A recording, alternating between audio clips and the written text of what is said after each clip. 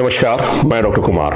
लोगों में ये बहुत कंफ्यूजन रहती है कि पिल्लो लगाएं या ना लगाएं, कितना मोटा हो कितना पतला हो। खासकर उन लोगों के लिए जिनको सर्वाइकल स्पॉन्डिलाइटिस है अर्थात गर्दन में दर्द रहता है, या लंबर स्पॉन्डिलाइटिस है, या साइटिका है। इन सब को किस पोस्चर में सोना चाहिए, पिल्लो का इस्तेमाल कैसे करें, कितना मोटा पिल्लो होना चाहिए, पिल्लो का प्रयोजन क्या है, आइए आज इसको प्रैक्टिकली समझते हैं। इसलिए आज इस वीडियो को आज हमने अपने बेड के पास शूट किया है सो दैट आपको प्रैक्टिकल दिखा सके। जब भी आप पिल्लो लगाते हैं पिल्लो का जो मेन यूज है कि आपकी सोते वक्त गर्दन ना तो उठी होनी चाहिए। ऐसे अगर मोटा पिल्लो लगाएंगे तो ऐसे उठ जाएगी, सुबह उठेंगे तो अकड़न मिलेगी या सर्वाइकल की प्रॉब्लम बढ़ जाएगी।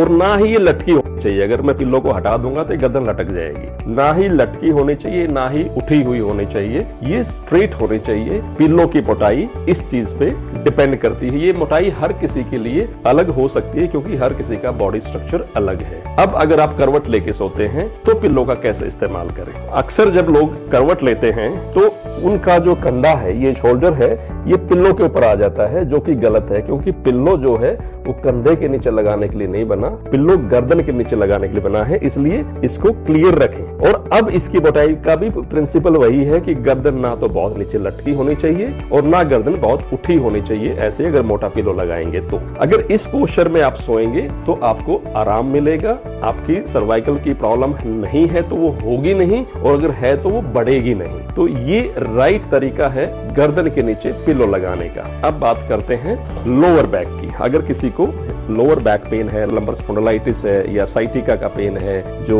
लेग्स में जा रहा है, तो अक्सर लोग दो तरह से सोते हैं। एक नीचे वाली टांग को सीधी रख के और दूसरी टांग को फोल्ड करके। अब जब आप इस तरह से सोते हैं तो ये टांग नीचे लटकती है और ये पूरे कमर को खींचती इस हिस्से को, तो इससे आपका कमर का दर्द बढ़ने की संभावनाएं बढ़ जाती हैं। अगर आपको कमर में दर्द है या साइटिका है या किसी भी तरह की लंबर से संबंधित कोई प्रॉब्लम है, कोई डिस्क की प्रॉब्लम है, तो अगर आपको इस करवट में सोने की आदत है तो आपको क्या करना है, एक मोटा पिल्लो लेना है और यहाँ पर इस घुटने के नीचे रख के सोना है।